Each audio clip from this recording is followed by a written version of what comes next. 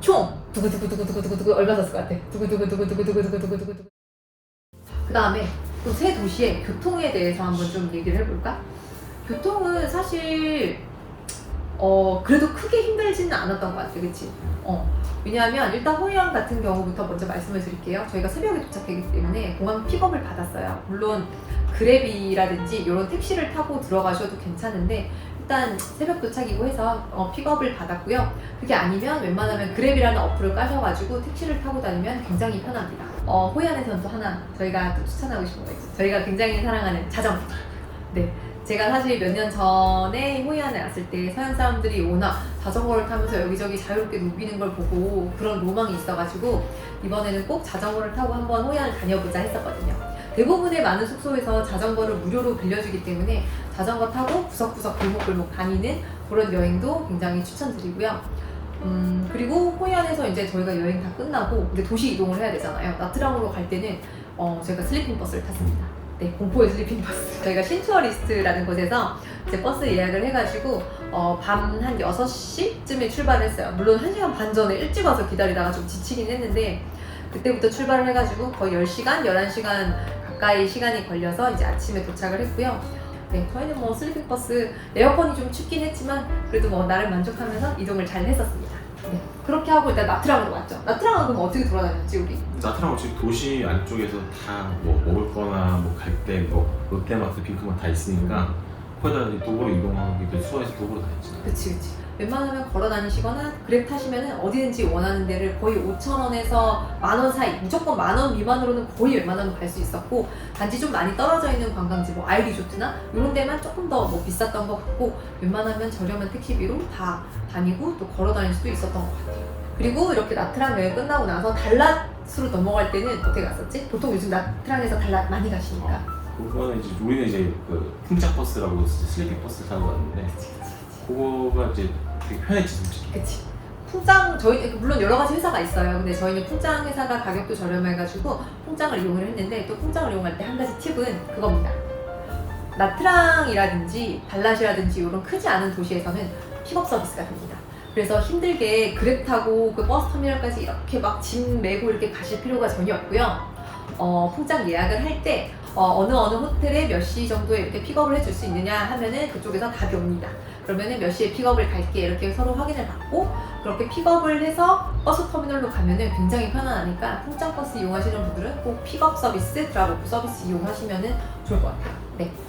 그리고 저희가 4시간 정도 이동해가지고 나트랑에서 달랏을 갔어요. 달랏 안에서의 교통은 주로 어떻게 이용했더라?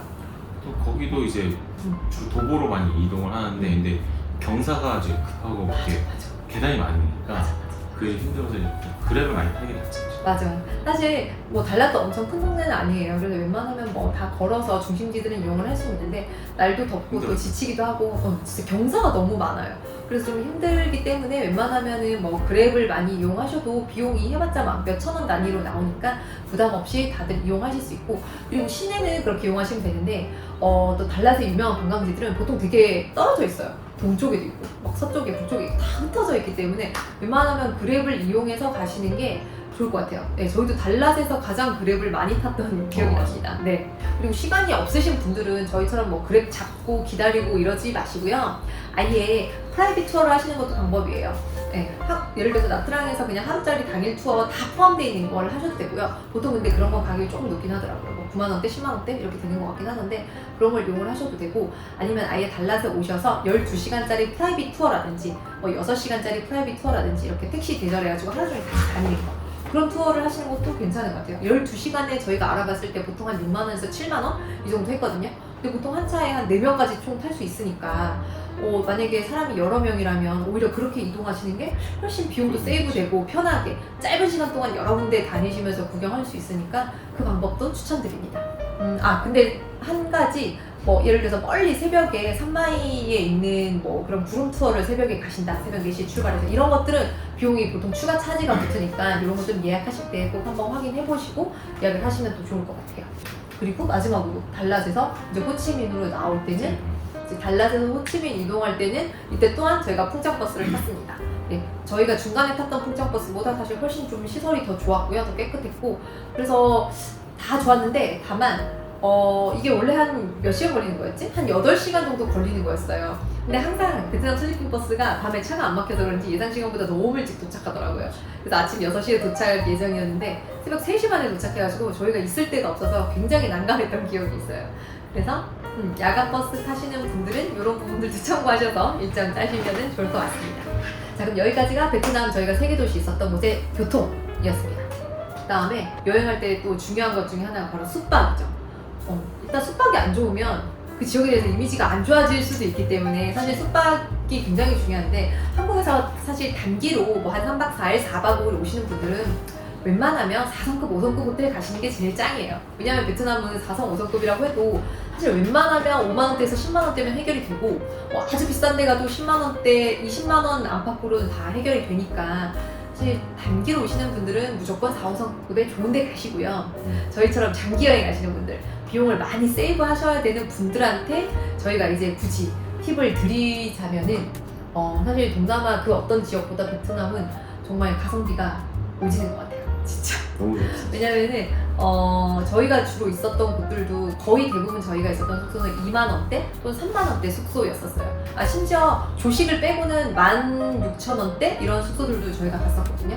근데 룸 컨디션 자체는 굉장히 가격에 비해서 만족하는 수준이었어요. 네, 어메니티라든지 아니면 뭐 청결도라든지 이런 룸 컨디션들은 굉장히 좋은 편이었고 2만원대에 심지어 조식이 포함되어 있는데 조식도 사실 보통 굉장히 좋았던 것 같아요. 뭐 기본적으로 쌀국수라든지 이런 것들은 매일매일 메뉴가 바뀌어가면서 나왔고 반미도 만들어 먹을 수 있고 이런 것들 충분히 아침에 2만원대, 3만원대에도 조식을 풍성하게 먹을 수 있는 데가 많이 있기 때문에 서칭 잘 하시면은 굳이 큰 비용 들이지 않고 많이 절약하면서 여행하실 수 있는 곳 중 하나가 베트남인 것 같아서 너무 좋았고 그리고 호이안 같은 경우에서 만약에 예약을 하신다면은 그래도 기왕이면 올드타운 쪽 가까운 곳에 예약을 하시면은 걸어 다니긴 좋아요. 근데 아무래도 올드타운 가까우면 가격대가 사실 살짝 높아져서 저희는 조금 외곽에서도 머물고 가까운 데서도 머물렀거든요. 근데 만약에 조금 먼 데서 머물 경우에는 그랩 택시를 이용하거나 자전거로 이동하셔도 큰 문제는 없다는 거.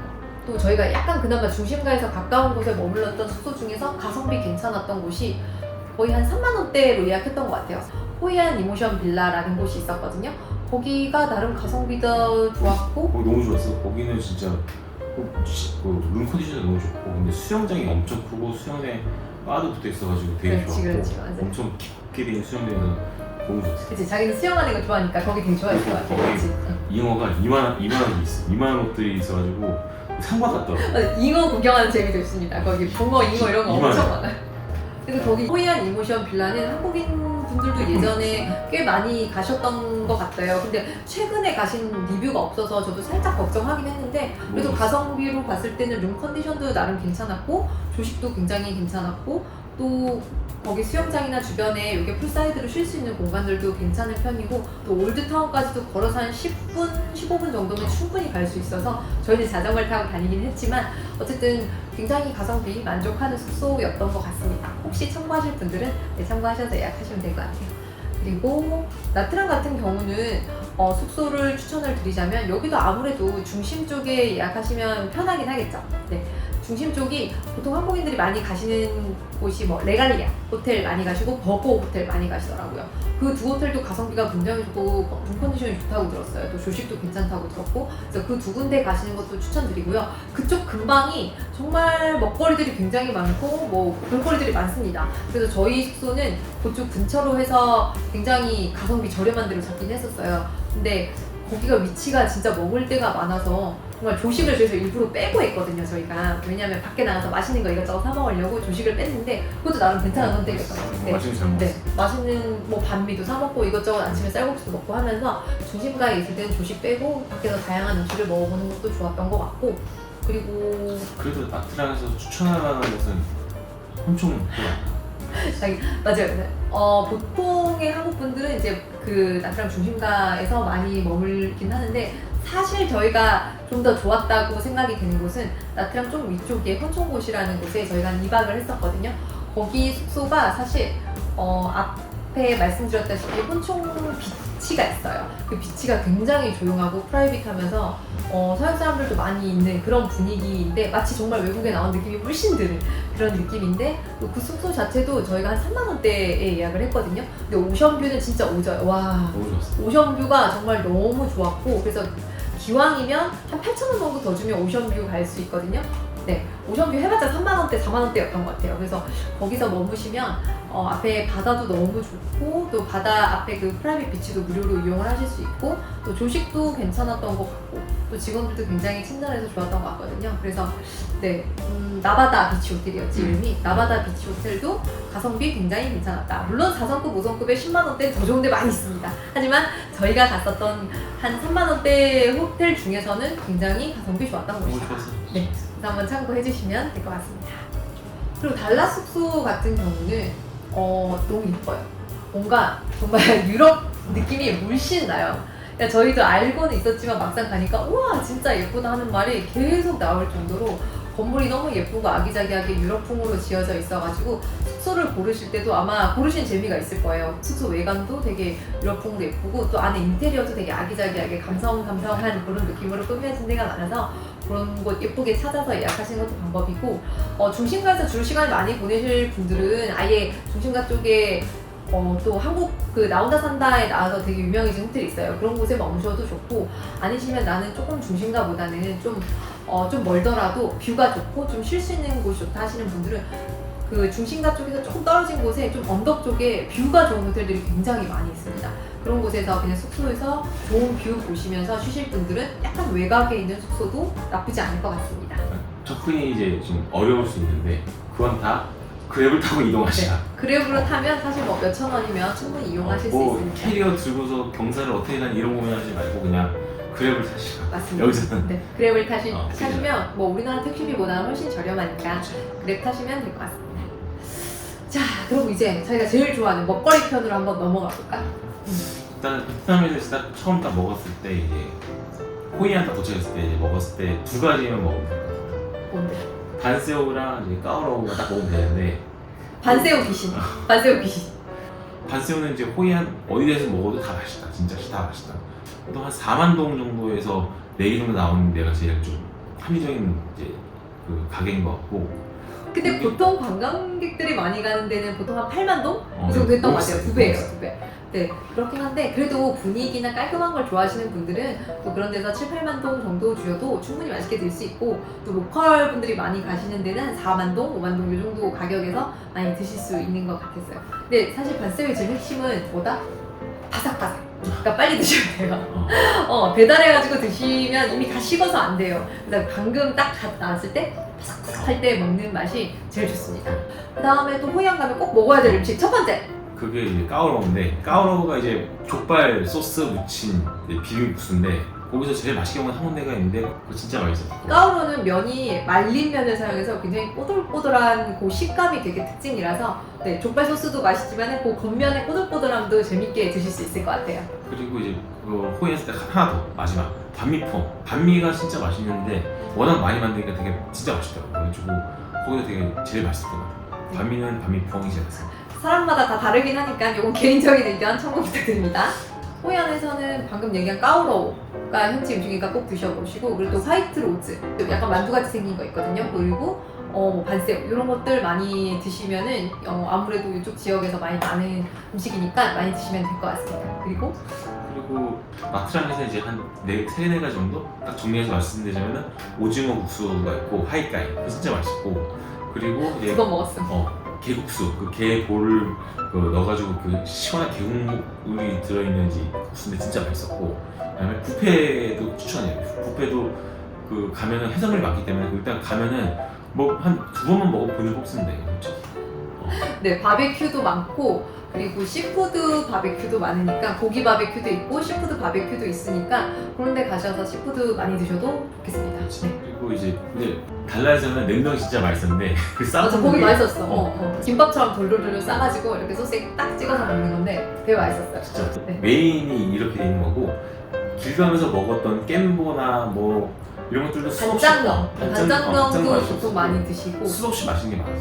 그리고 보통 여기 달랏에도 바베큐를 엄청 사람들이 많이 먹거든요. 그래서 바베큐 같은 거 드시는 것도 괜찮을 것 같아요. 아 그리고 우리 국물 요리도 한번 먹었다. 전골 같은 거 핫팟 비슷한 것도 저희가 한번 먹었거든요. 그것도 국물이 굉장히 진하고 또 고기도 엄청 안에 많이 들어있어서 이것도 괜찮았던 것 그렇지. 같아요. 그 냄비에 돼지 한 마리 넣어가지고 그걸 샤브샤브를 해 먹는데 와 진짜 배 터지는 거 아예 한 골목 자체가 그렇게 핫팟하는 골목이 있어서 그 골목을 가서 아무 집에나 들어가셔도 아주 맛있는 진한 국물 드실 수 있을 것 진짜 같다는 맛있어. 생각이 진짜 듭니다. 맛있어. 그렇죠. 네, 이렇게 일단 우리 베트남 여행 뭐 먹고 자고 뭐 마시고 놀고 교통 이동하고 다 일단 얘기를 다 해드렸는데 침 흘리십니다. 아니, 그래서 일단 저희가 얼마 썼는지를 한번 진짜 정산을 좀 해봤어요. 요즘 매일매일 가계부를 쓰느라 아주 고생이 많습니다. 네, 그래서 열심히 가계부를 써서 저희가 한 달 동안 베트남에서 얼마를 썼는지를 한번 정산을 해봤는데요. 총 두구두구두구두구두구 얼마 썼을 것 같아? 두구두구두구두구두구두구두구 저희가 한국에서 베트남 가는 항공은 편도로 둘이 끊어서 28만 1,800원이었거든요. 저희는 편도로 끊었을 때 28만 원 정도가 들었는데 요 금액을 포함해서 총 한 달 동안 사용한 경비는 180만 1,944원이었어요. 그래서 일단 항공권 비용을 만약에 뺀다라면은 152만 144원. 150만 원? 네, 150만 원 정도를 쓴 것 같아요. 30일에 그냥 단순 나누기 해보면은 하루에 한 52,419원. 네, 이렇게 쓴 것 같긴 한데 거의 하루에 숙박비가 한 2, 3만 원대 정도 들었으니까 그 외의 경비, 교통비랑 다 이런 거 포함해가지고 그래도 하루에 한 2, 3만 원대 정도로 돌아다닐 수 있었던 것 같거든요. 충분히 맛있는 것들도 다양하게 많이 먹었고 그리고 정말 숙소가 나름 가성비가 굉장히 좋아서 숙소도 다 괜찮았었고 조식도 굉장히 든든하게 먹고 베트남에서 오래 살찌었었잖아, 그치? 그치? 그만큼 재밌게 잘 먹고 다니고 구경도 하고 뭐 했는데도 불구하고 한 150만 원이면 그래도 저희 세계여행 첫 경비치고는 그래도 많이 선방하지 않았나. 그래도 저희가 잘 한 달 동안 아껴서 잘 사용한 것 같고 그 다음이 이제 지금 발리인데 발리는 현재까지 지금 장난 아닙니다. 지금 발리는 베트남이랑 다르네요. 좀 경비가 베트남보다는 좀 많이 나올 것 같긴 한데 근데 그래도 재밌게 잘 놀면서 또 아낄 건 아껴가면서 또 발리에서의 한 달도 재밌게 한번 잘 지내보겠습니다. 잘 지내봅시다. 여러분들도 저희 경비 참고하셔가지고 예산 한번 잘 잡아보시고 그리고 궁금한 거 있으시면 댓글로 남겨놓으시고 저희가 아는 선에서 최대한 한번 답을 갈 수 있도록 해보겠습니다. 어쨌든 저희 베트남 기존에 한 달 동안 여행 같이 함께 해주셔서 너무너무 감사드리고요. 앞으로 발리 여행도 함께 계속 같이 해주세요. 감사합니다. 감사합니다. 안녕. 동화처럼 동화부부